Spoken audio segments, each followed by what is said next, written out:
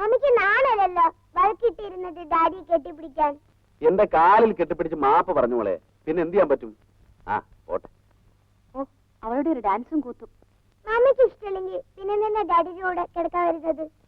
ഞാൻ എന്റെ ഡാഡിയുടെ കൂടെ കിടന്നിറങ്ങിക്കോളാം. മോളുവാ, നിന്റെ മമ്മിയെ എത്ര പറഞ്ഞാലും കേൾക്കൂല. നാണമില്ലാതെ ഡാഡിയുടെ കൂടെ ഒന്ന് എപ്പോഴും കിടക്കും. ഒന്ന് എഴുതിട്ട് പോടി ശവമേ.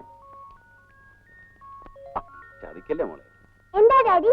ഒന്നുമില്ല മോളെ, മോളുറങ്ങിക്കോ. ഉറങ്ങിക്കോട്ടാ. ഉറങ്ങിക്കോ.